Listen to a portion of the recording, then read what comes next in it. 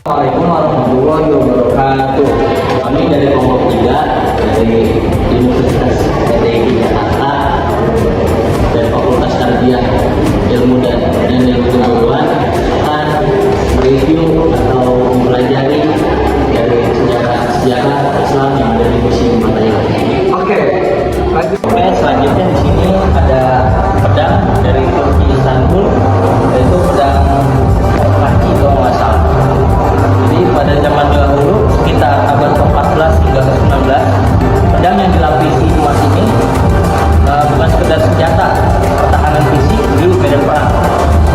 Logam mulia ini dipasang sebagai simbol otoritas tertinggi, kekayaan, dan legitimasi politik.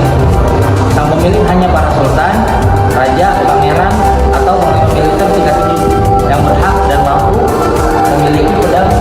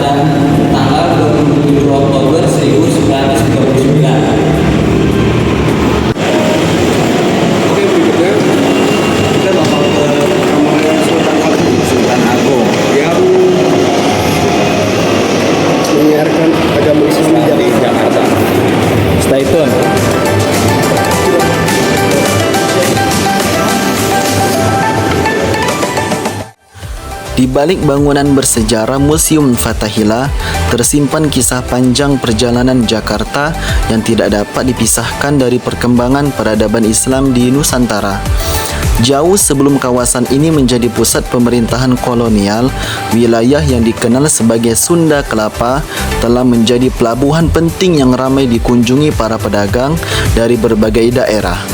Melalui aktivitas perdagangan inilah ajaran Islam mulai diperkenalkan dan berkembang di tengah masyarakat. Perkembangan Islam di wilayah ini mencapai titik penting pada tahun 1527 Masehi ketika pasukan yang dipimpin oleh Fathahillah berhasil menguasai Sunda Kelapa.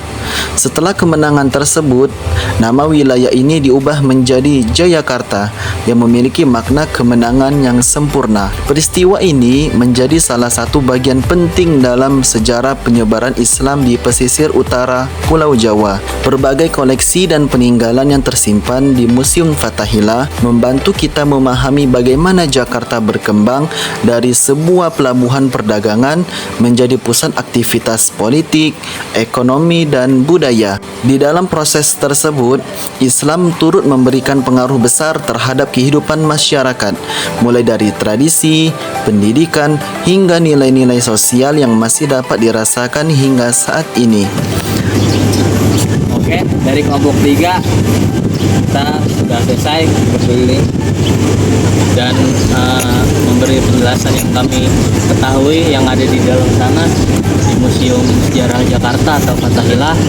Mungkin cukup dari kelompok 3 dari kami.